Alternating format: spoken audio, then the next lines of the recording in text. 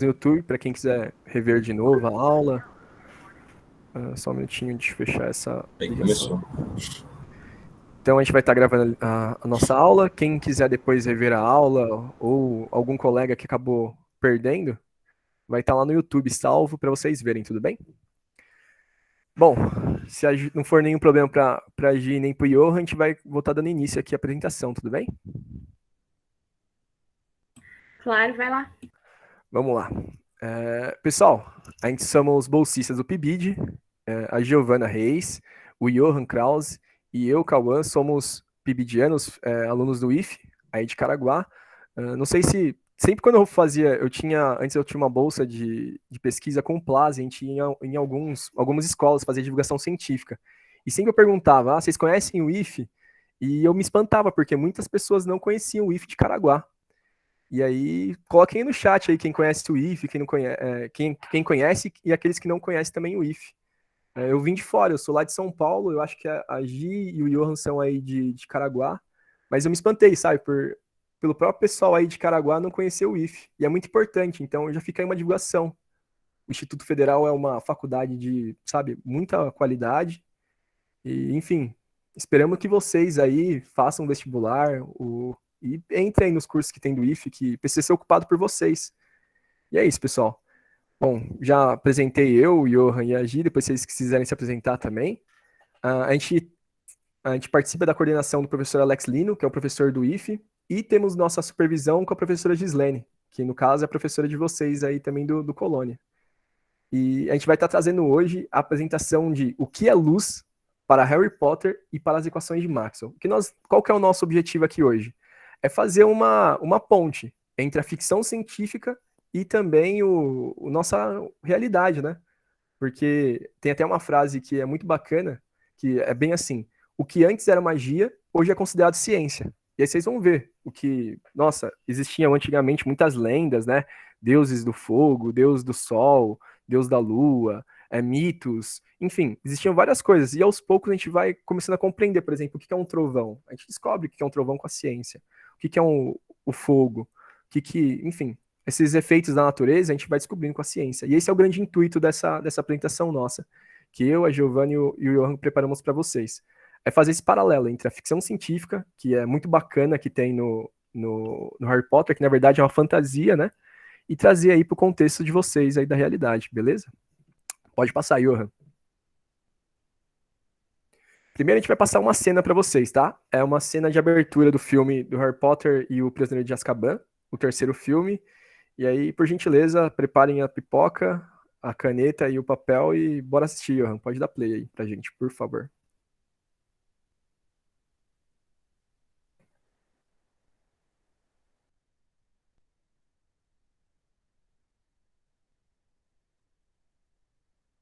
Johan, eu acho que tá sem áudio aqui pra mim. Não sei se tá pra todo mundo. Vocês estão conseguindo ouvir o áudio do vídeo?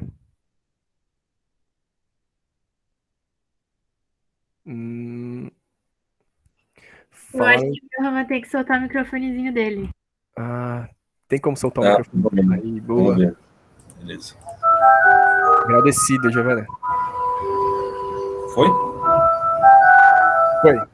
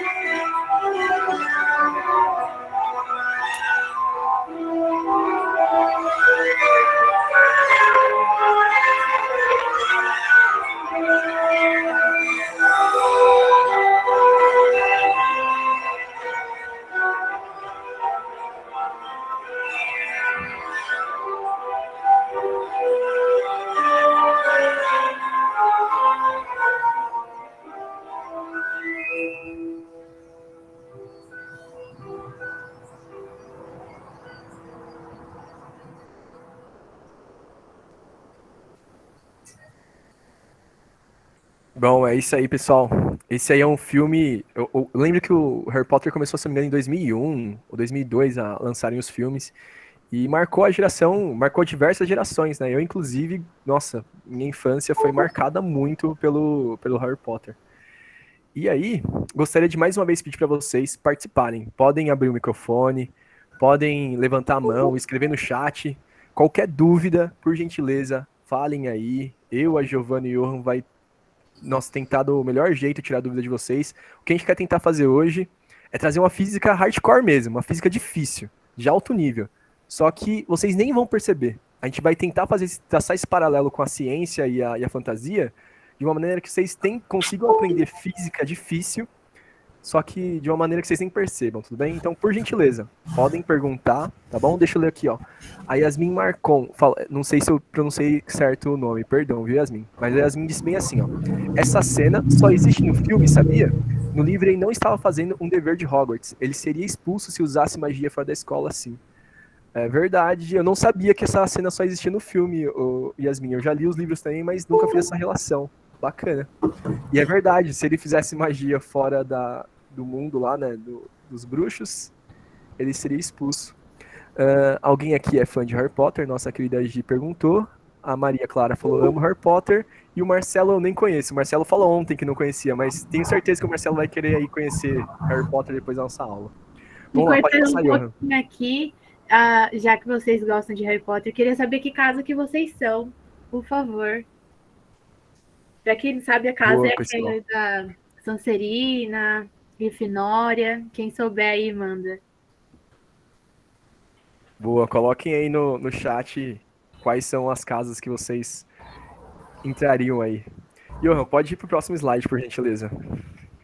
Bom, primeiro, né, por exemplo, Marcelo, você falou que não conhece Harry Potter, então vamos tentar fazer uma contextualização aí do que é o mundo Harry Potter quanto a feitiços, né? Na cena lá, que tá aí num gifzinho aí do lado, ele tá proferindo uma certa palavra. Na verdade, são duas, né? Lumus Maxima. Lumus Maxima é uma palavra em latim. E aí, a autora J.K. Rowling, ela usou esse artifício de literário, né, de usar uma outra língua, o latim, para chamar a atenção das pessoas, né? Lumus Maxima é um nome bonito de se proferir, né? E aí, enfim, quando um bruxo fala Lumus Maxima, a pontinha da varinha começa a encandecer, assim como se fosse uma lanterna. E aí, no caso, esse feitiço foi criado por uma bruxa chamada Violeta Stilt. E aí, para desligar, alguns bruxos, né, como são mais poderosos que outros, quando eles fazem esse feitiço, né, Lumus Maxima, a ponta da varinha não fica, não se apaga, que nem acontece com o Harry Potter aí, né? Você tá vendo que ele fala e apaga, porque ele ainda tá treinando esse feitiço. E aí, para desligar, você poderia falar Nox. E aí, esse é o nosso paralelo que a gente quer chegar. O Harry Potter, para criar ou para gerar luz ali, né, da varinha, ele tem que falar Lumus Maxima e para apagar tem que falar Nox. Como que acontece isso no nosso mundo, né? Você pode passar para mim, por gentileza, Johan? E na visão de nós, os trouxas, antes que as pessoas digam aí que eu tô xingando alguém, os trouxas, tá? Não é uma ofensa. No mundo do Harry Potter, trouxas são aqueles não mágicos. Teve uma pessoa, deixa eu ir aqui, a Yasmin. A Yasmin parece ser uma grande fã de Harry Potter, deu até aí um fato muito interessante, falando sobre a prática de bruxarias fora da escola. A Yasmin sabe muito bem, né, Yasmin? Se puder comentar aí, trouxa não é uma ofensa. Na verdade, só tá dizendo, fazendo referência a uma pessoa que não é um bruxo, né? Enfim, diga aí sobre as pessoas de sangue azuis. Se você puder colocar no chat depois, a gente pode ler aí o seu comentário. Bom, vamos lá. Agora a gente vai ver a visão do que é luz, ou seja, como que a gente faz luz ou um efeito visual de luz, só que sem ser mágica, e sim com a ciência, tudo bem? Pode passar, Johan. A gente vai mostrar primeiro a gente vai trabalhar o contexto histórico, né? O que a gente quer trabalhar com o contexto histórico? Falar que antigamente não é só nas fantasias dos filmes que a gente tem essas visões deturpadas sobre o que é o fenômeno da natureza, né? Por exemplo, não sei se vocês já ouviram falar, eu acho que com certeza vocês já ouviram falar, né? De Aristóteles, Platão, esses filósofos pós-socráticos, vieram depois de Sócrates, eles tinham ali uma ideia do que era luz. Nesse slide que eu estou mostrando aí, vocês estão vendo que tem um fio azul. Esse fio é uma fibra ótica, tá? A famosa fibra ótica aí das internets, que a fibra ótica transporta luz. As informações são passadas na fibra ótica por meio dessa onda eletromagnética que a gente vai discutir hoje. E aí, olha que bacana essa imagem. Nessa fibra ótica tem algumas desmembramentos aí, né? E aí, você pode clicar um clique para mim, por gentileza, Johan? A gente tem um fato importante na história, que é exatamente isso aí, ó, 300 anos antes de Cristo, que é exatamente quando tinha os filósofos, como Aristóteles, Platão, que são tidos como pessoas muito inteligentes, e realmente são pessoas muito inteligentes, que influenciam até hoje o nosso pensamento. Olha só o que eles pensavam sobre o que era luz. Eles diziam que, por exemplo, uma das ideias que eles tinham, né, de que saía um raio no nosso olho, e esse raio ia na direção dos objetos como se fosse uma mão, ia tateando as coisas. E aí, pelo tato, a gente conseguia enxergar as coisas, ou seja, tinha como se fosse um músculo que saía do nosso olho, em forma de raio, e tocava as coisas e a gente conseguia sentir, a gente tinha esse sentimento do que é visão. Isso, quem tinha essa visão era Empédocles, Aristóteles, Platão, pessoas muito inteligentes. Só que naquela época a gente não tinha tanto conhecimento como nós temos hoje, então as coisas eram muito tidas como lendas, como essa coisa mais fantasiosa, sabe? E aí, passando, ó, essa linha aí, vai fazendo toda... Só um minutinho, deixa a gente só... Pode aceitar lá, Johan. Já aceitei, já. Beleza. Aí, nessa linha histórica aí, depois a gente vai estar disponibilizando esses slides para vocês, tá bom? E aí vocês podem ver aí quem que mais contribuiu para a visão do que é luz. Depois dessa história de Aristóteles, que parece meio maluca, né? Vocês podem até dar uma risada. Nossa, como que o cara desse pensava isso, do que é a visão, do que é a luz, né? E outras pessoas aí, por exemplo, teve aí o desmembramento dos telescópios de Galileu. Depois dos telescópios de Galileu, houve a invenção do microscópio também. Diversas coisas relacionadas com a luz foram inventadas. Mas onde a gente quer chegar é exatamente em 1862, que foi o ano em que o Maxwell, que é a pessoa que nós vamos trabalhar aqui as equações, começou a discutir o que é luz. Que aí é onde a gente vai fazer o paralelo com o Harry Potter. Aí nessa figura que tem esse slide, tem aí um gráfico, ao qual tem um prisma, tá bom? É esse triângulo branco, e aí tá gerando aí algumas luzes, né? A cor roxa, azul, amarelo. E aí em cima tem uma reguinha, que tem o roxo, o azul e o vermelho lá em cima. Se vocês conseguirem perceber, ó, tem ali em cima, é um prédio, tá bom? É uma imagem de um prédio do lado dessa régua. Embaixo desses prédios tem uma pessoa, duas pessoas, né? Um homem e uma mulher. Debaixo desse homem e mulher tem uma borboleta. Depois tem uma agulha. Ali tem já moléculas. Aí depois tem átomos. E, enfim. Ali, o que essa régua está representando? Qual que é o tamanho do comprimento de ondas, tá bom? Então, olha só. Se a gente vai lá para o comprimento de raio gama, tá bom? Os raios gamas são menores que átomos. E agora, se a gente vai lá para cima, ó, lá para as ondas de rádio, a gente vai ver que essas ondas aí são maiores que um prédio. Mas calma aí.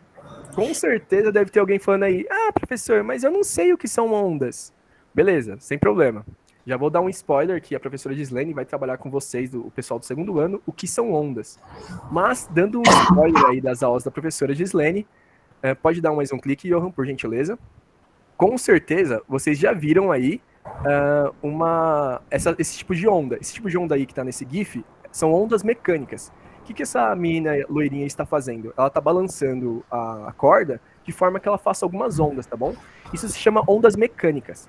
Ela não está transportando matéria. O que essa onda está fazendo? Está transportando energia. Vocês podem ver, o pedacinho que está ali perto da mão dela, da matéria, não está saindo do lugar. Só que essa onda vai indo assim para frente. Então, o que ela faz, essa onda? Ela não transporta matéria. Onda transporta energia, tudo bem? Tem outros tipos de onda também. Pode dar mais um clique. Tem aí os tipos de ondas gravitacionais, tá bom? Que, inclusive, foram até descobertas, não, né? Foram comprovadas há pouco tempo aí com o experimento do LIGO, né? Enfim, depois a gente pode pesquisar mais aí sobre esses experimentos. Se vocês quiserem, dá pra gente fazer também uma apresentação sobre ondas gravitacionais. Mais um clique e a gente vai chegar no que nós queremos, que são as ondas eletromagnéticas, que é o que vai descrever o que é luz. Lá pro Harry Potter tem aquela fantasia, né, do Lumos Mágico. Agora a gente vai ver o que é luz. Vocês estão vendo que saindo várias ondinhas aí da lâmpada, e é isso que a gente vai discutir agora, que é exatamente o que Maxwell discute nas equações dele. Pode passar, por gentileza, Johan. Agora a gente vai fazer o quê? A gente vai cruzar uma ponte entre a magia e a ciência. E para a gente cruzar essa ponte, a gente tem que começar a estabelecer alguns conceitos, tudo bem? E aqui que nossa aula vai começar. Até então a gente motivou vocês. A gente tentou fazer com que vocês prestassem atenção em nós. E agora a gente vai começar a passar para vocês conceitos matemáticos e físicos. E como eu disse, isso é uma física bem hardcore mesmo, alto nível. Só que a gente vai tentar passar para vocês de uma forma que vocês nem percebem que é alto nível. Pode dar mais um clique, Johan. A gente vai passar um videozinho agora do gerador de Van der Graaf. A gente via que Harry Potter fazia ali um efeito luminoso, né? Proferindo a palavra Lumus Máxima. Agora a gente vai ver algumas descargas elétricas que geram aí efeitos luminosos também. Pode dar o play, Johan, por gentileza.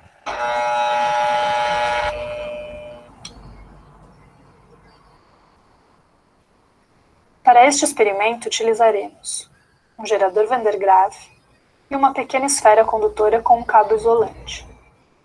Este tipo de gerador de cargas eletrostáticas foi inventado por Robert Van der Graaf em 1929 nos Estados Unidos e tinha como objetivo produzir cargas estáticas em grande quantidade, a fim de criar potenciais elétricos elevados. As cargas são acumuladas por indução através do contato muito próximo entre um rolete e uma correia isolante na parte inferior do gerador. Estas cargas são recolhidas e espalhadas por toda a superfície da esfera na parte superior. Numa atmosfera seca, a esfera poderá acumular cargas e gerar tensões de até 100.000 volts. Podemos ver estas altas tensões por meio das faíscas que saltam entre a esfera maior e a esfera menor aterrada. Para que salte uma faísca através do ar, são necessários cerca de 10.000 volts por centímetro.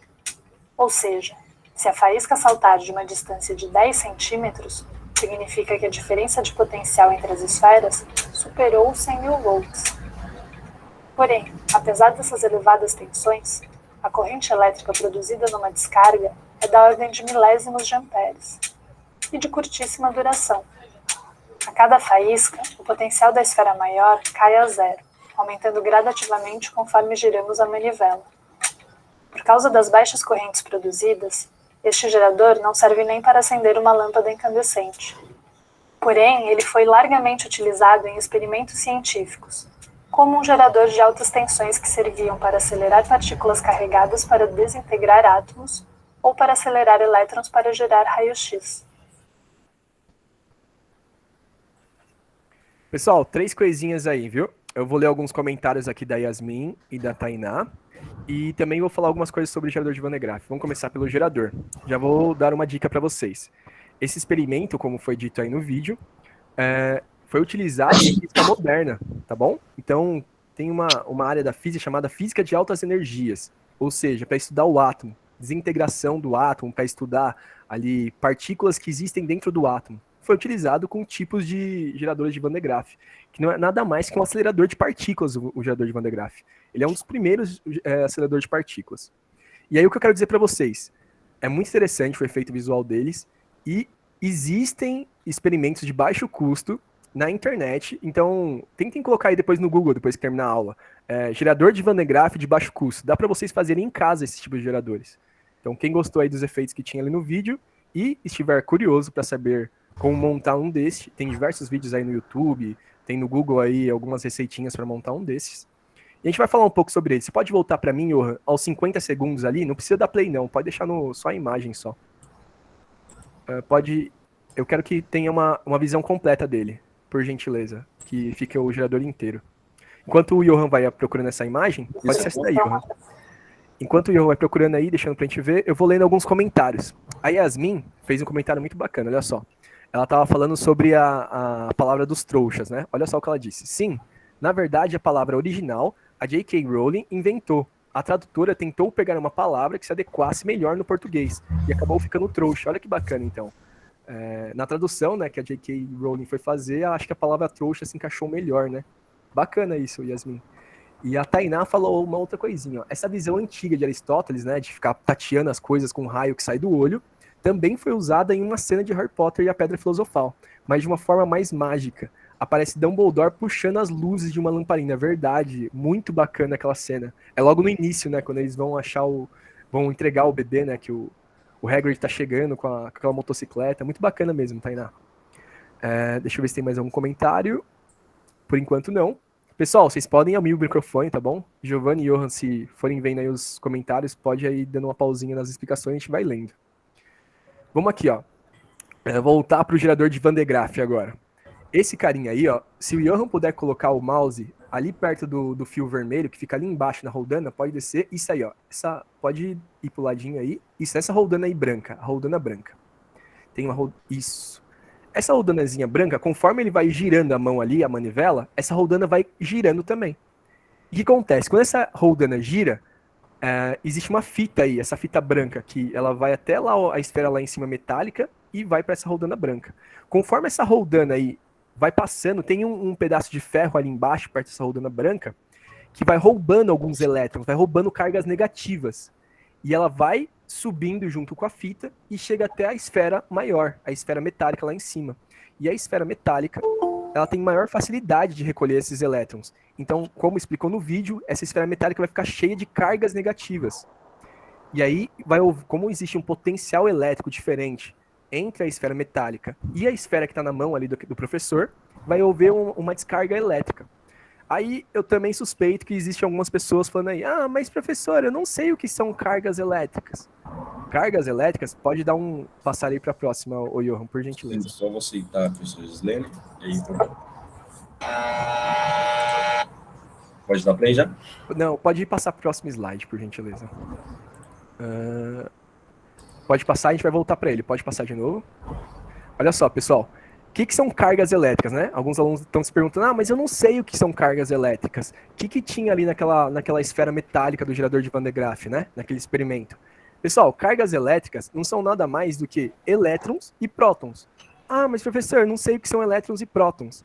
São constituintes do átomo. São partículas que formam um átomo. Mas eu ainda não sei o que são átomos. São aquilo que formam moléculas. Aí, o que são moléculas? Por exemplo, se a gente olhar para o nosso corpo, a gente vai olhar para, por exemplo, o nosso braço, nossa mão, a gente vai ver nossa pele. A nossa pele, a epiderme, né? Ela tem... O que forma? Se a gente for cortando a nossa pele, cada vez em pedacinhos menores, a gente vai chegar em moléculas. E essas moléculas, por consequência, se a gente quebrar elas, a gente vai chegar numa coisa chamada átomos. Esses átomos são formados... No núcleo do átomo, tem os prótons e os nêutrons. Para nós vai ser importante aqui no momento os prótons, que são essas partículas positivas aí, ó, que na maioria dos casos aí estão nas duas primeiras imagens ali nos GIFs. O próton está em azul e o vermelho está o negativo, que é o elétron, tá bom? O elétron também faz parte do átomo, só que ao invés de ficar no núcleo, ele está na eletrosfera. E aí existe um ditado popular que fala bem assim, os opostos se atraem. Por exemplo, aquele rapazinho ali é bravo e aquele outro rapaz, ele é mais tranquilo. Por isso que eles se dão bem, porque eles são diferentes. Esse ditado popular, na verdade, veio da física. Olha só, os opostos se atraem. Quando as cargas são iguais, por exemplo, ali no primeiro GIF, se o Johan puder colocar ali o mouse para cima para... Perdão. Sem problema. Isso, aí, ó, nessa imagem aí, ó, temos duas cargas iguais. As duas são elétrons. Ou seja, como elas têm cargas iguais, elas vão se repelir, porque os iguais se repelem. Agora, do lado ali direito, temos duas cargas diferentes. Uma positiva, que são os prótons, e temos uma negativa, que são os elétrons. Elas se atraem, ou seja, existe uma interação entre as cargas. Os prótons vão querer atrair os elétrons para perto de si. Tudo bem? E assim como os elétrons também vão querer atrair os prótons. Por isso que lá no experimento de Van de Graaff, quando a gente mostrou aquele vídeo, houve aquela descarga elétrica entre as duas esferas metálicas. As cargas que existiam ali na esfera metálica maior, que eram negativas, estavam querendo ir para outra esfera menor, que tinham cargas positivas. Por isso que ocorre essa atração, por via de descargas elétricas. E ali do lado, ó, se o Johan puder colocar ali o mouse, tem duas, falando sobre forças de campo, tá bom? Temos ali, ó, a primeira carga positiva está em azul. E você está vendo que as linhas ali, as flechinhas, estão saindo da partícula. Diferente ali do lado, que as partículas vermelhas, que são os elétrons, que as setinhas estão entrando. Isso aí é uma representação humana, para falar, olha só, como que funcionam os elétrons e os prótons. Existem forças de campo de interação. Ou seja, essa repulsão e essa atração, ela funciona, essas setinhas, exatamente para exemplificar essa atração, essa repulsão. Vamos ver ali embaixo, ó, naquelas duas figuras. Temos dois prótonzinhos ali, estão em azuis. Por que eu sei que são prótons? Porque essas setinhas aí estão saindo, tá bom? Quando as setinhas saem, elas são prótons, são cargas positivas. Olha só, como tem duas cargas ali que são iguais, olha o que ocorre com as linhas. Elas nunca conseguem se encontrar, tá bom? Então por isso que ocorre essa repulsão. Agora, olha do lado. O que acontece quando tem duas cargas diferentes? A carga que sai do positivo do próton entra na carga elétrica negativa do elétron, porque essas linhas de campo se combinam. Por isso que ocorre essa interação. O que é essa interação? Né? Essa é uma interação de atração. O positivo está atraindo o negativo porque as linhas de campos estão se combinando. E aí, pessoal, isso é o que ocorre basicamente na movimentação de elétrons, que também isso tem a ver com a luz. A gente vai falar mais para frente. Johan, se você puder voltar aí alguns slides. Volto. O que a gente vai fazer agora? Para a gente estudar essa parte de física, a gente também precisa ter um pouquinho de matemática. Ah, professor, mas eu não sou bom em matemática. Fica tranquilo. A gente vai tentar fazer uma revisãozinha aqui, básica, a gente só vai ver o conceito. Fica tranquilo, a gente vai ver o principal do que a gente precisa aprender aqui. Vocês já devem ter visto isso. Isso aí é uma fração, tá bom? Um número em cima de outro. No caso aí temos o numerador, que é o 2, e o denominador, que é o 5. O que isso tem a ver com física? A gente vai falar sobre grandezas físicas, por exemplo, o campo elétrico, ou então o potencial elétrico, né? Como tinha lá no gerador de Van de Graaff, tinha uma esfera metálica e tinha uma outra menorzinha. A esfera maior tinha um potencial elétrico maior do que a esfera menor.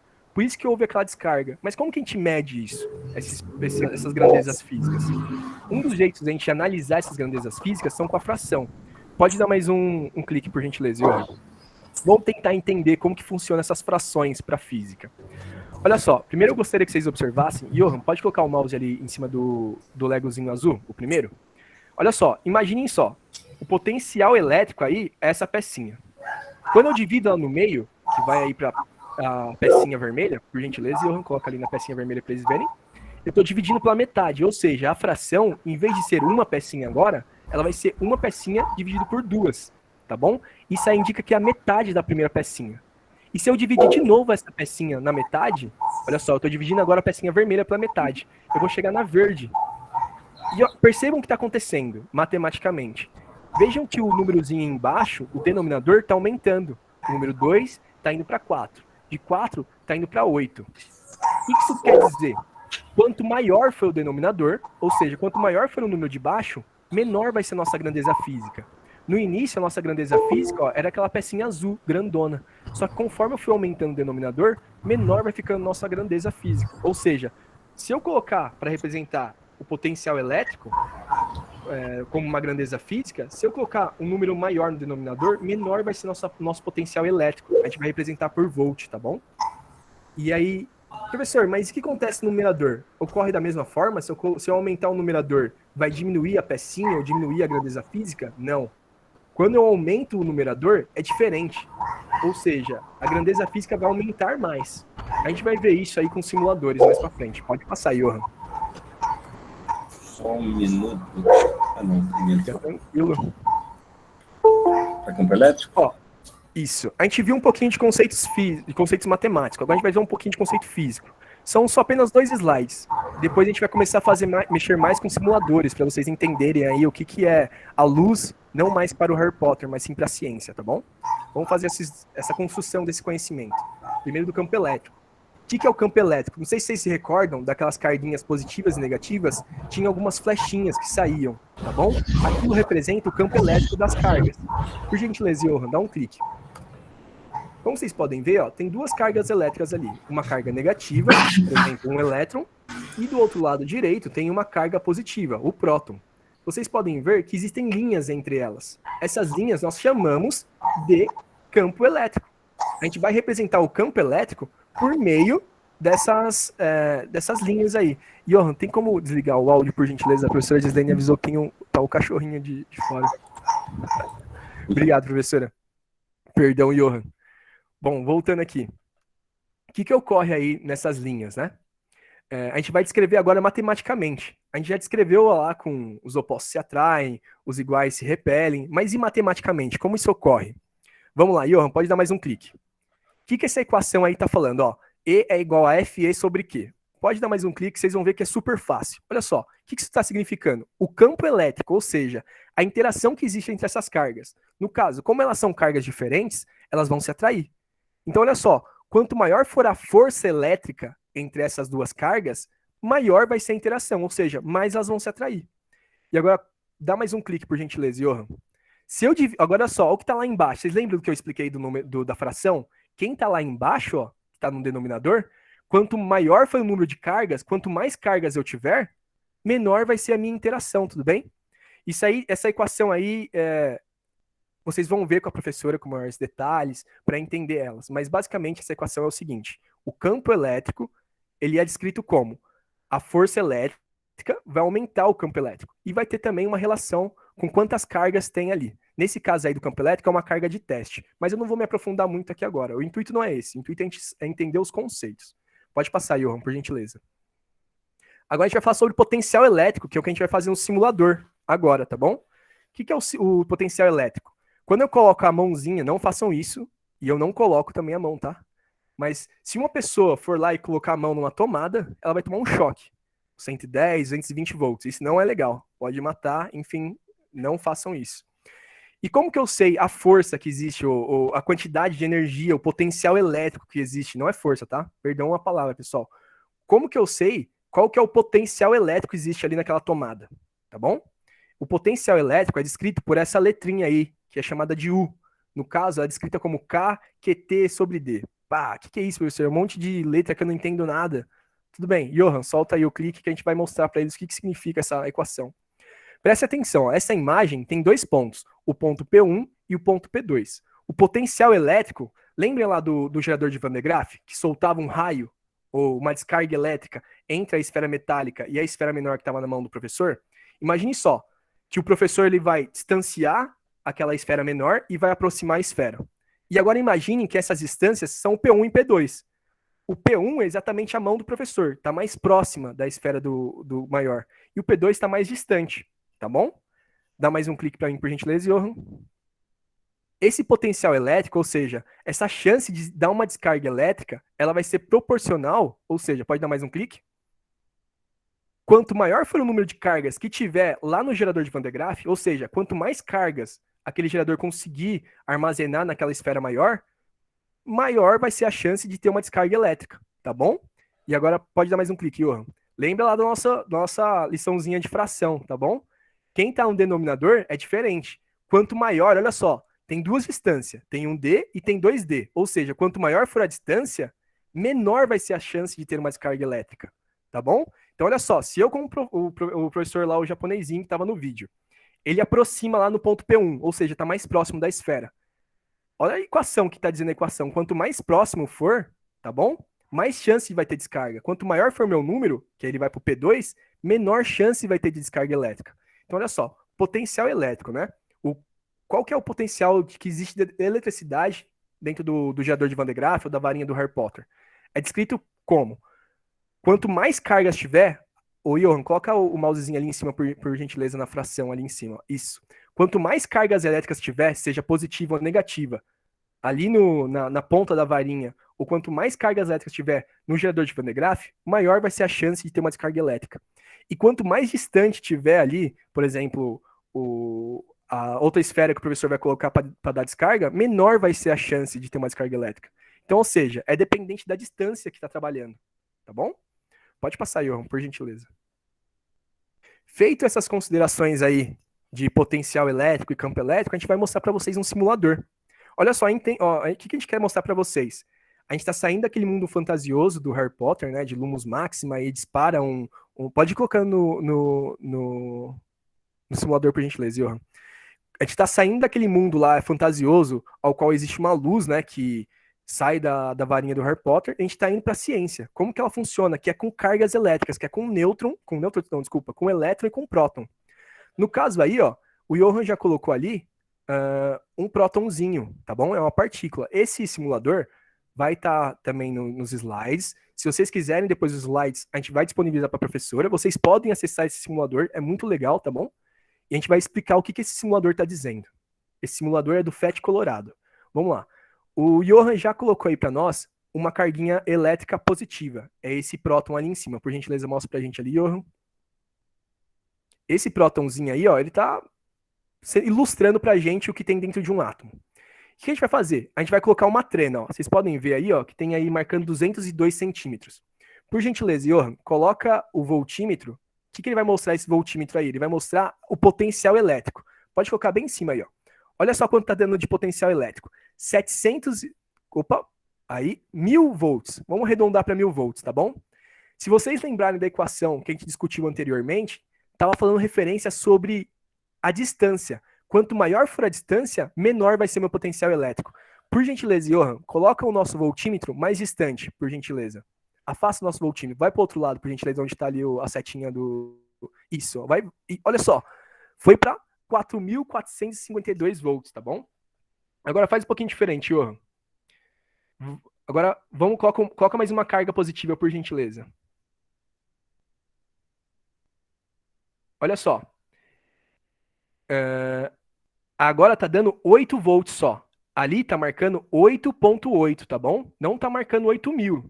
Tem um númerozinho aí. Johan, por gentileza, me corrija se não tiver aí um pontinho. Mas ali tá marcando 8,8. Tá correto, Johan? Eu não consegui enxergar direito. Tá correto, sim, certinho. Então, olha só. A nossa equação dizia isso. Quanto mais distante for a partícula de onde a gente está medindo, menor vai ser nosso potencial elétrico. Agora, Johan, vamos comprovar isso. Coloca de novo esse multímetro perto da partícula, onde estão as duas. Foi para quanto? 94 volts.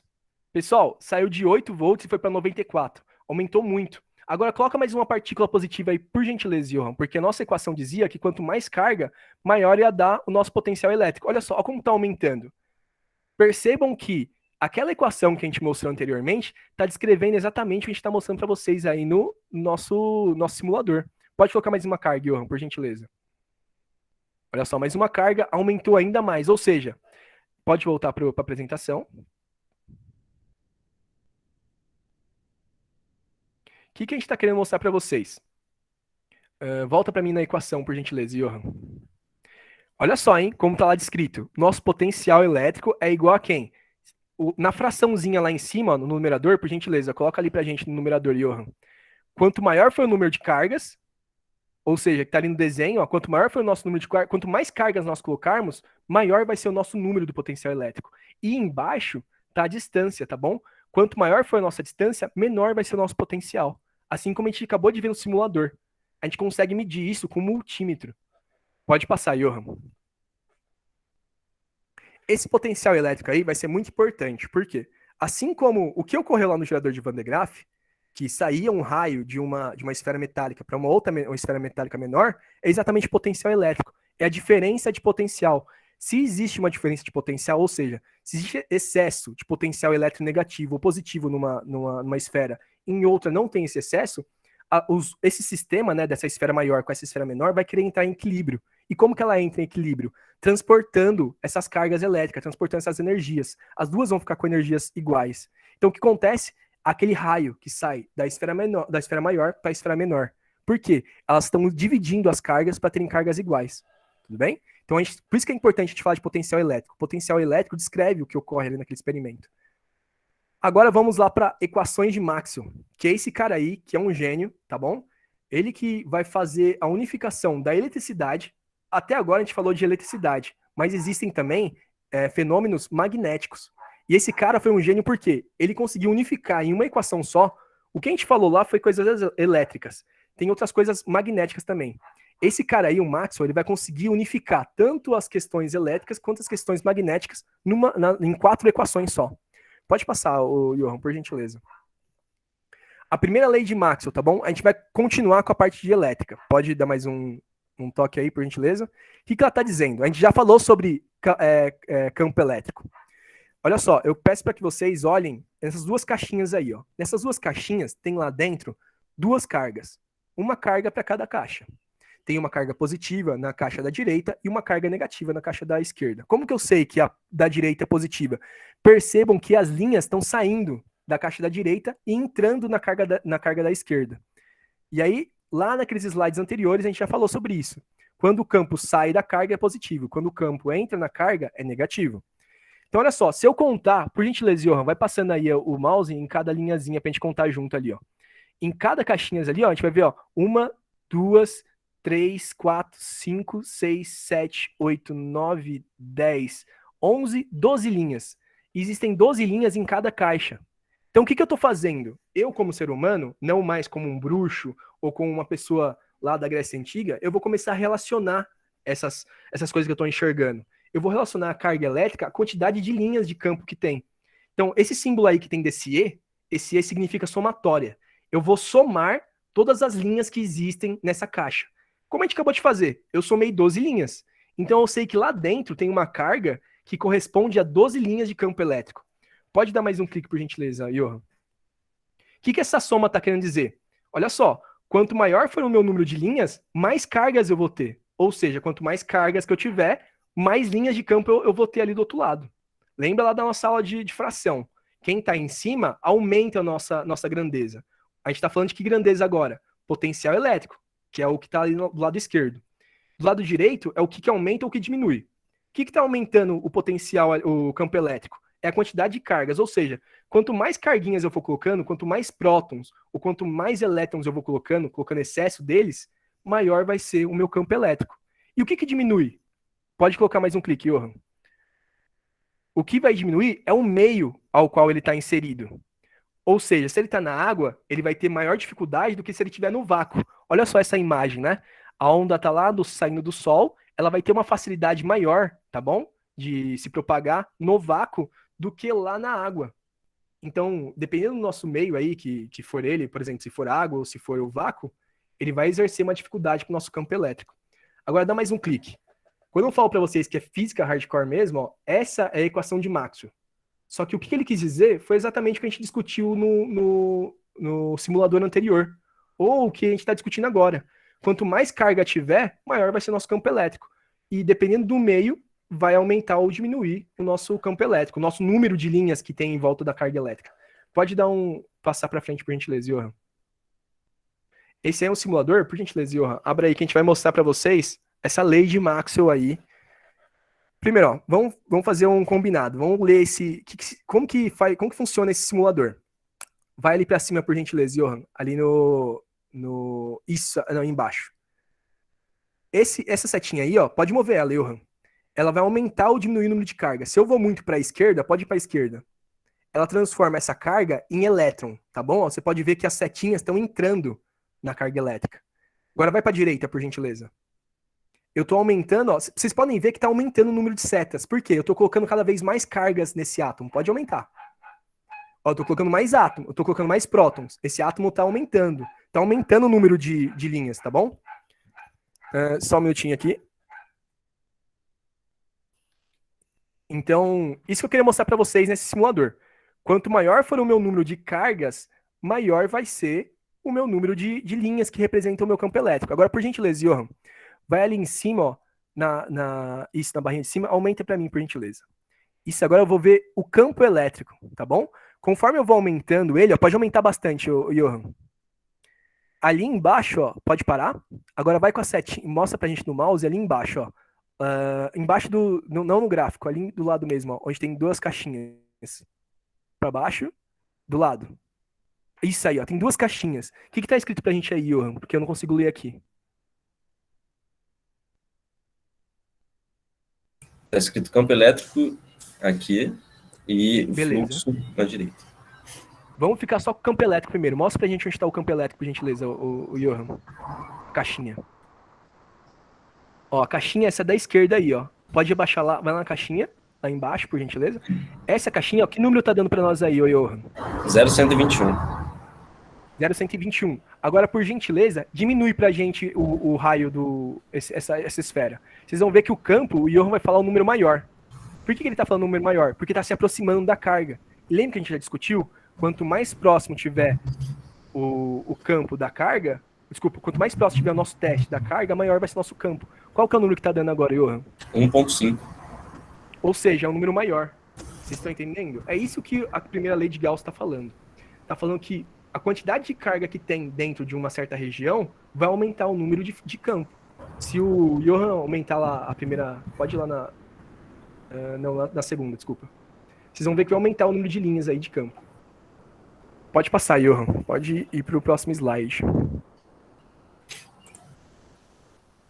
Agora, a segunda lei de Maxwell, que é quando ele começa a entrar em magnetismo. A gente falou até agora em campos elétricos, tá bom? A gente está falando de nêutron, a gente está falando, desculpa, de prótons e elétrons. Como que eles se interagem, como que eles se aproximam, como que eles acabam fazendo a repulsão, tá bom? E a gente está tentando colocar números para descrever eles. Agora a gente vai falar sobre magnetismo, tá bom? O que acontece? De novo, a gente vai contar. Lembrem só, hein? Esse sinal aí, o E, significa somatória.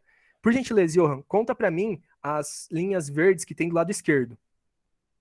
1, 2, 3, 4, 5 no meio, 6, 7, 8, 9. Tem 5 linhas entrando nessa esfera. Agora, vê quantas linhas está saindo, Johan, por gentileza. 1, 2, 3, 4, 5, 6, 7, 8 e o 9. Então, ou seja, tem 9 linhas entrando e 9 linhas saindo dentro desse espaço. O que isso quer dizer? Todas as linhas que entram também saem. O que a gente pode falar sobre isso? É como se eu estivesse no banco. Eu tenho R$9 no meu bolso. Só que eu estou devendo R$9 para o banco. Ou seja, 9 menos 9 é igual a 0. O que essa lei está querendo dizer? Pode dar mais um clique, Johan?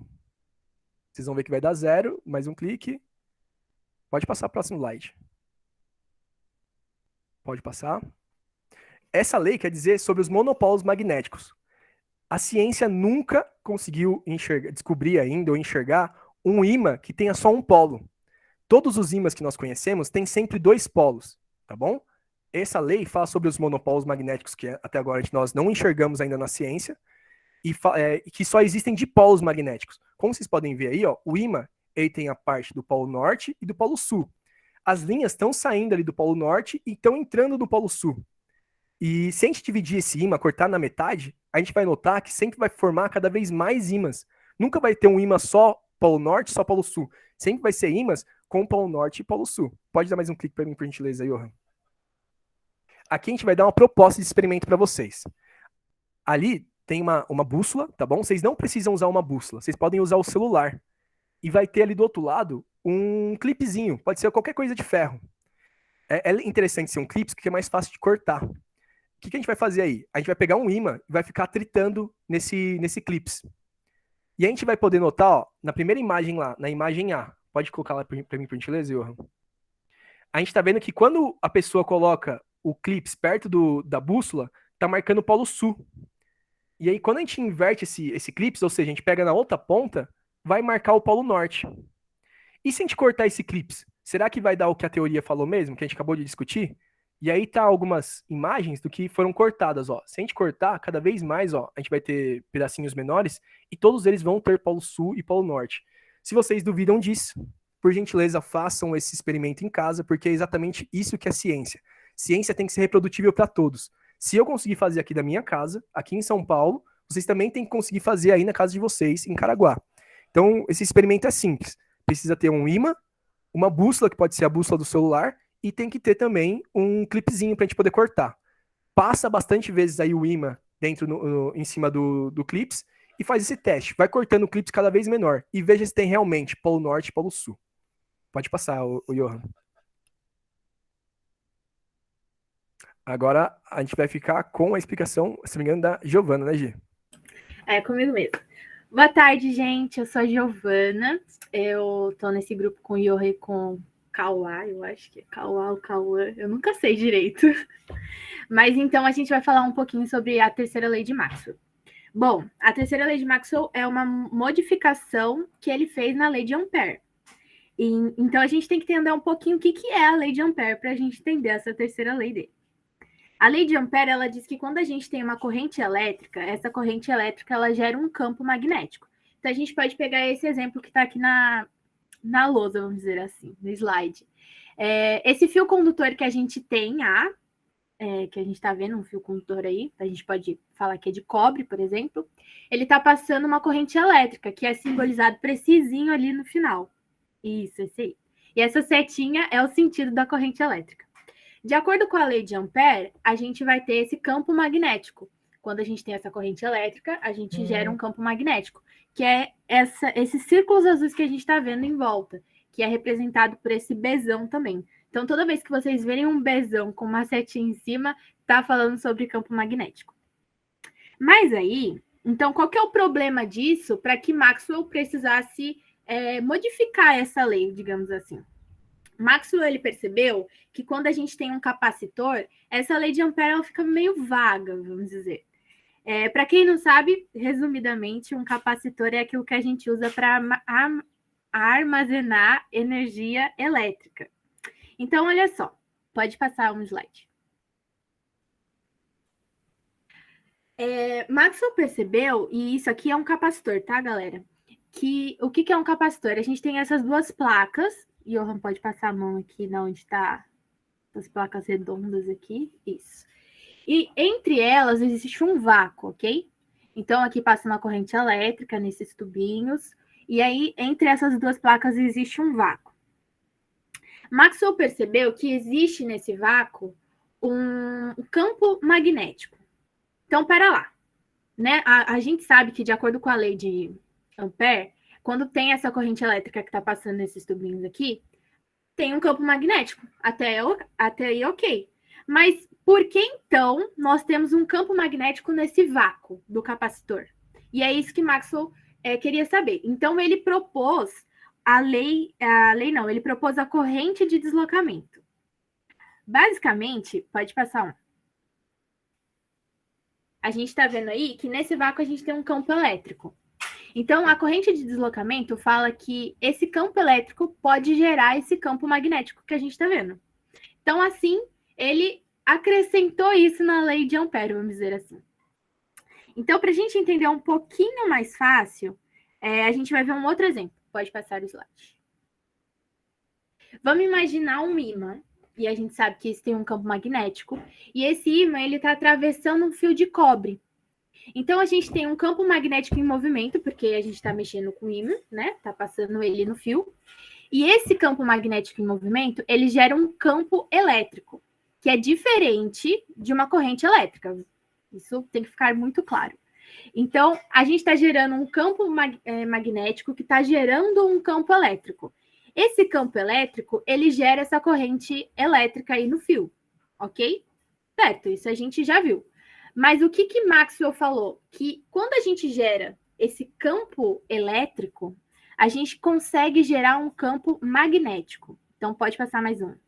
Então, a gente gera um campo magnético que gera outro campo elétrico, que gera outro campo magnético, que gera outro campo elétrico, infinitamente. Então, é isso que ele explica na terceira lei de Maxwell. Então, de acordo com a proposta dele, esse campo magnético que gera outro campo elétrico pode ser infinitamente. Isso a gente vai ver lá no universo, por exemplo, lá no espaço, no vácuo, onde ele fala que a gente não precisa necessariamente de uma corrente elétrica para ter um campo magnético. Pode passar. Então, agora a gente vai ficar com o Johan. Se vocês tiverem alguma dúvida, vocês podem mandar aqui no chat que a gente pergunta. Então, boa tarde a todos. Aqui é o Johan. Desculpa pelo barulho, resolveram fazer obra no posto aqui na frente logo agora. Então, se estiver muito ruim, vocês me avisam, me dão um toque aí, que eu, sei lá, tento dar um jeito aqui. Então, vou falar sobre a quarta e última lei de Maxwell, né, a equação de Maxwell, baseada na lei de Faraday. Também conhecida como lei de Faraday-Newman-Lenz, em alguns livros vamos falar, porque Faraday fez a descoberta, e aí Newman ele fez a formulação matemática, e Lenz ele vai ser responsável por colocar esse sinal negativo na fórmula aqui, que ela vai indicar o sentido da corrente. Mas beleza, vamos primeiro entender o que aconteceu no experimento de Faraday, que foi um dos mais importantes da história, que revolucionou aí quesito de geração de energia, que ele é um dos princípios da hidrelétrica hoje em dia, né? E depois eu vou falar um pouco mais sobre a hidrelétrica. Então, na época, sabia que o quê? Se a corrente elétrica produz um campo magnético, bem, a gente tem uma simetria entre magnetismo e eletrostática. Eles não são iguais, mas são similares. O que Faraday pensou? Bem, se uma corrente elétrica produz um campo magnético, então ao inverso deve ser plausível. Então, um campo magnético pode produzir uma corrente elétrica, certo? E aí, o que ele fez? Falou, vamos fazer experimento, vamos ver se isso é verdade. E aí, um experimento bem simples, só que genial, que ele vai pegar um ímã, né, uma espira, elétrica. O que é uma espira elétrica? É simplesmente um fio condutor dobrado em forma de círculo e conectou um galvanômetro na espira. Esse galvanômetro é como se fosse um voltímetro, só que ele só mede correntes de intensidade baixa. E o que Faraday fez? Ele pegou esse ímã e colocou perto da espira. Não aconteceu nada. Beleza. O ímã parado. Aproximou o ímã da espira. O galvanômetro deu uma puxadinha para um canto. Opa, já aconteceu alguma coisa. O que ele fez? Afastou o ímã da espira. O galvanômetro apontou para o outro lado. E aí ficou mais interessante, né? E aí ele começou a fazer essa oscilação. Vai para aproxima, afasta. Aproxima, afasta. E o ponteiro de galvanômetro ficava oscilando de um lado para o outro. Então, ele já conseguiu ver que estava gerando uma corrente elétrica. Se o galvanômetro está oscilando, tem corrente elétrica ali dentro do fio condutor. Se possui uma corrente elétrica, então possui uma energia. Né? Para os elétrons se moverem, eles precisam de energia. Né? O que é corrente elétrica? É o movimento ordenado dos elétrons. Então, o Newman, que foi quem fez a formulação matemática, ele vai falar que o quê? Que a energia, que vai ser a força eletromotriz induzida, ela vai ser diretamente proporcional, vocês lembram da fraçãozinha que o Kawhi explicou, né? Então, ela vai ser diretamente proporcional às linhas de campo magnético entrando na espira, ou seja, o fluxo magnético. E inversamente proporcional ao tempo de oscilação que esse ímã vai levar. Ou seja, se eu aproximar devagarzinho, a minha energia vai ser baixa. Se eu aproximar rapidamente, se eu fizer isso com mais velocidade, a nossa energia vai ser mais alta. Quando eu aproximo o ímã, mais linhas de campo entrando aqui, concorda comigo? Ou seja, diretamente proporcional ao fluxo magnético, maior vai ser a energia. Se eu afasto, menos linha de campo entrando na espira. E aí vai ter uma menor força eletromotriz induzida. E para mostrar isso, eu trouxe um simulador virtual do PET Colorado. Tem muitas simulações legais nele, certo? E aqui que a gente está vendo o nosso ímã, polo norte e polo sul, as linhas de campo vão representar o nosso fluxo magnético. Lembra da equação? Força eletromotriz induzida é igual à variação do fluxo elétrico dividido pelo tempo. Aqui eu tenho um voltímetro e uma lâmpada. Então, eu vou aproximar devagarzinho aqui primeiro. Então, vocês vão ver aqui, ó, quando eu vou devagar, a força, ela nem aparece. Tão devagar que eu estou indo. E aqui ela vai começar a aparecer porque quantas linhas de campo está entrando dentro da espira? Aí ela dá um pico. Parei ele, ó. Não tem movimento, não tem energia. Voltei. Passou mais linha de campo. Aqui, ó. E aí, se eu variar isso com maior velocidade?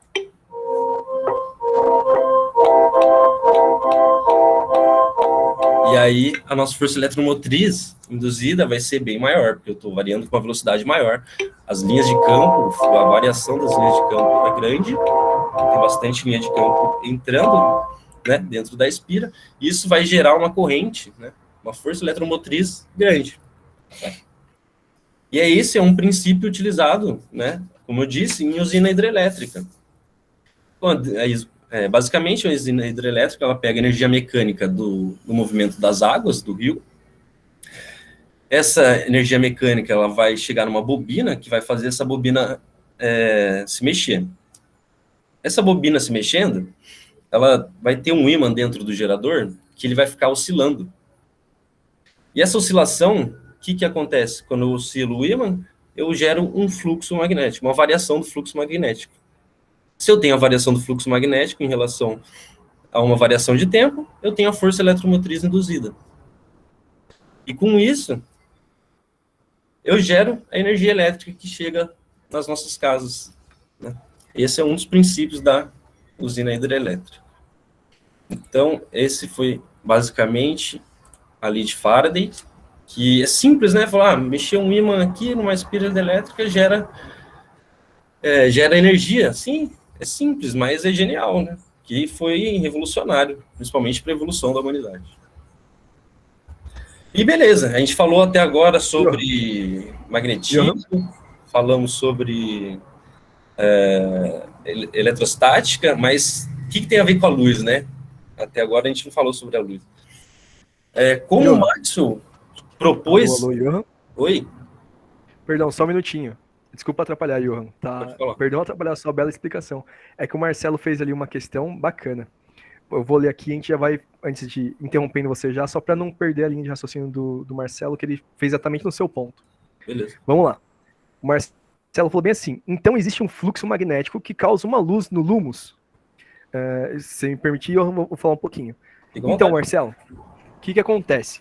Você está começando a pensar como um cientista. Você começa a questionar o que ocorre. Por exemplo, ali no caso do Harry Potter, né? Então, o que será que ocorre ali quando o Harry Potter fala Lumos Maxima? O que acontece? É exatamente o que o Johan acabou de falar. Só que ao invés de falar Lumos Maxima, ele fala as equações de Maxwell, né? Que é a lei de Faraday. Que é exatamente o que o Johan acabou de explicar. Conforme você vai oscilando esse campo magnético, você vai tendo sim uma força eletromotriz, né? Que vai gerar aí uma atração, uma repulsão das cargas elétricas e positivas, gerando o fenômeno elétrico de luz, que é um fenômeno eletromagnético, que é o que o Johan vai falar agora, perdão, eu vou dar um spoiler. Mas é exatamente isso, Marcelo. Se fôssemos traçar um paralelo entre o Harry Potter e o eletromagnetismo, sim, uma das formas de poder fazer luz com a varinha poderia ser com a variação de campo elétrico. Não sei se você já viu, mas lembra aquelas lanternas que são recarregáveis? Se você ficar apertando ela na mão, tem um dispositivo que você fica apertando, ela vai carregando e vai gerando luz? Não sei se você já viu esse tipo de bateria. Coloca aí no comentário se você já viu ou não. Se você não viu, no final a gente procura no Google essa lanterna. Mas é uma lanterna carregável. Vocês podem até colocar agora no Google. Se chama lanterna de dínamo. Que é exatamente o que o Johan acabou de explicar. Conforme você vai variando, você consegue converter em luz essa. O Marcelo falou assim de novo. Então, meio que falam é um interruptor. O meio de propagação pode ser a água, pode ser o ar, pode ser o vácuo. Você vai ver isso no segundo ano. Você, se não me engano, é do primeiro ano, né, Marcelo? No segundo ano, os alunos da professora Gislaine vão começar a estudar o que é a onda. E aí eles vão começar a entender um pouquinho melhor o que é um meio de propagação. Mas eu vou te dar um exemplo assim, ó. Se você bater agora numa mesa, você vai ver um barulho. Por que você está ouvindo esse barulho? Porque a mesa está vibrando. E essa vibração é um meio se propagando. O meio, no caso, vai ser a madeira. A madeira está vibrando. Agora eu vou te dar um outro exemplo. Se você, por exemplo, estiver no vácuo, no espaço, e você gritar, você não vai conseguir ouvir barulho algum. Pelo menos a outra pessoa, né? Se tiver uma pessoa distante de você. Porque... Por que a outra pessoa não vai conseguir ouvir nada? Porque não tem nada para vibrar. É um vácuo no espaço, tá bom? Então o meio é exatamente isso. É onde que se propaga a onda, onde se propaga a informação, tá bom? No caso agora eu estava falando de onda mecânica. Onda mecânica precisa de um meio para se propagar, tá bom? Agora a onda eletromagnética não precisa de um meio.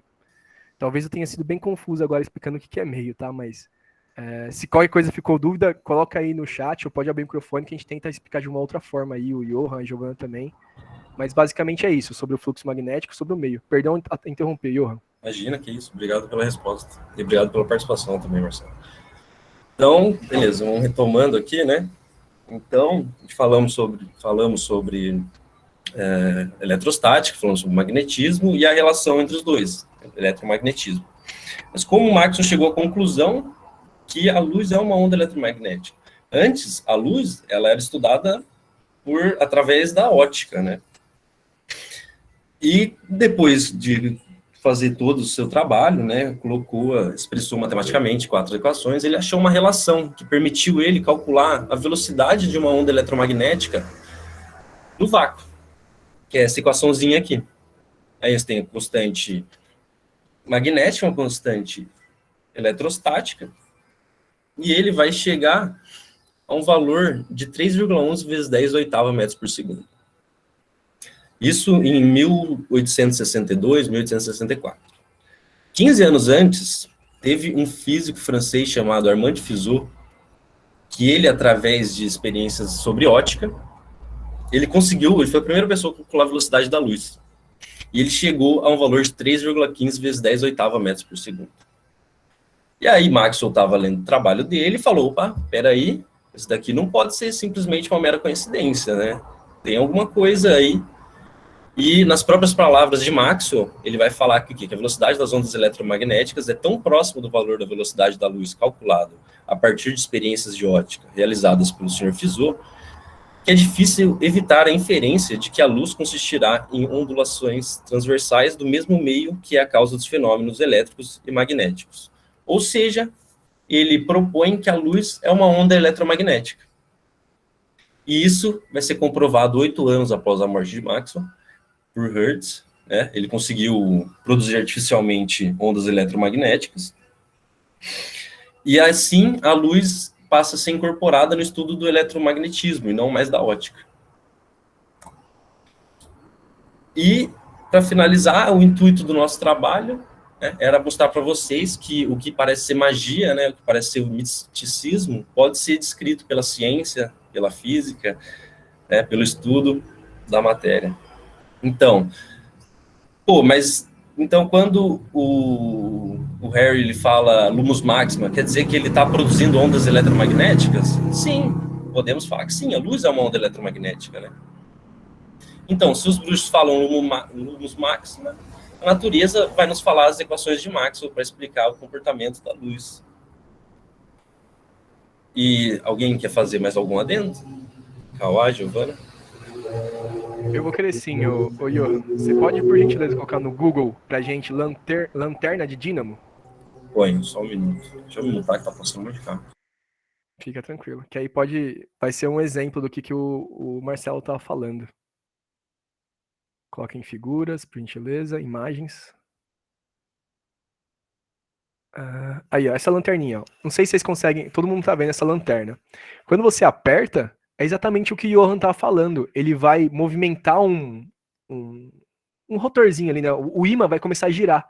Quando você gira o ímã, uma hora vai estar polo positivo, outra hora vai estar polo negativo, uma hora vai estar polo positivo, outra hora vai estar polo negativo, que nem a Giovana e o Johan explicou.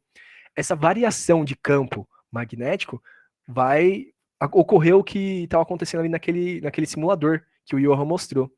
Aí, Marcelo, como você disse, né? Sim, esse interruptor de ficar ligando e desligando, na verdade, é essa variação do campo magnético, tá bom? Não sei se era essa a pergunta, Marcelo, mas essa questão de interruptor, ligar e desligar, na verdade, é mudança do polo positivo e mudança do polo negativo. Mudança do polo positivo, essa alteração, essa oscilação gera esse efeito da luz, tá bom, ô Marcelo?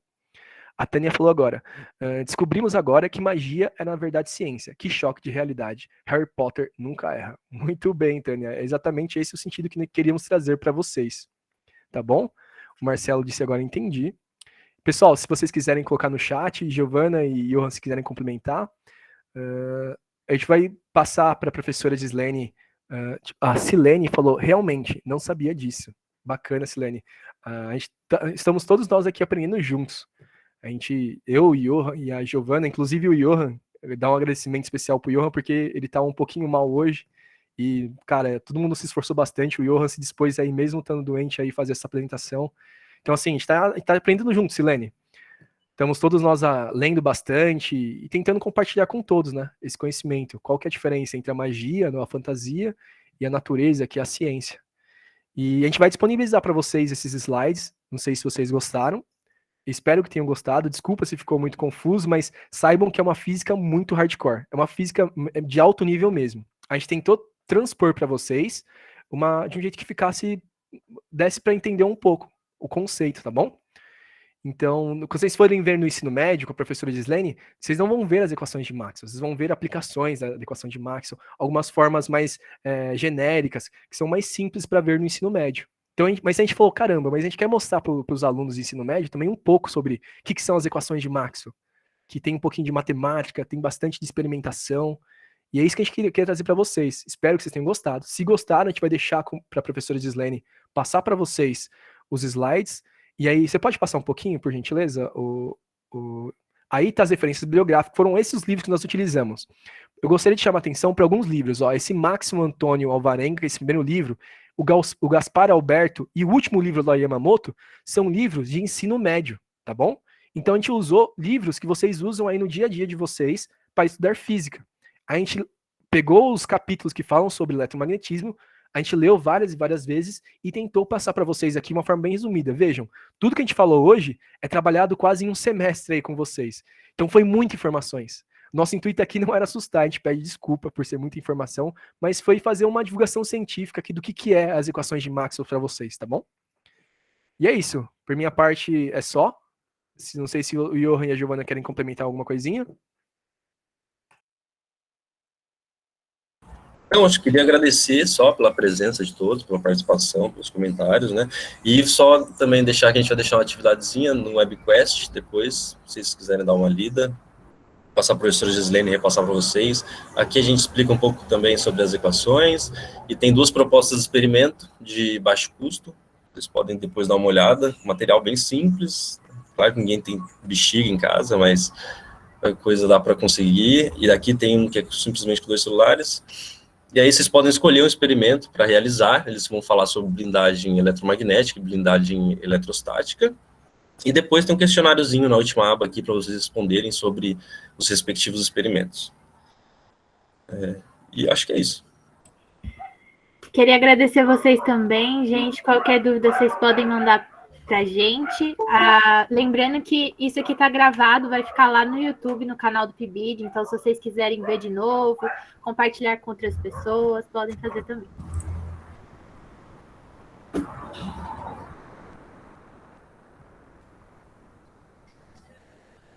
É isso, pessoal. Muito obrigado. A gente está encerrando aqui essa apresentação, essa aula, essa divulgação científica.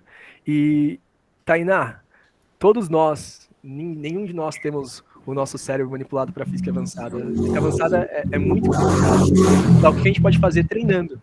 Eu, o Johan, a Giovana, a gente está treinando bastante, assim como vocês também treinaram bastante. Com certeza vocês vão sair hoje sabendo mais do que entraram aqui. Assim como eu, a Giovana e o Johan também aprendeu bastante com vocês. Então, assim, não se preocupe, não existe gênios, existem pessoas que se dedicam muito. E é o que vocês estão fazendo aqui. Vocês se disporam, ouviram aí mais de uma hora aí de uma aula, e é isso. Então, todos nós aí, nenhum de nós temos aí um cérebro para física avançada, mas estamos aí nos aprimorando, nos esforçando para ter, tá bom, Tainá? Então, muito obrigado pelos comentários, e é isso, gente. A gente está encerrando agora aqui a nossa aula. Um forte abraço para todos vocês.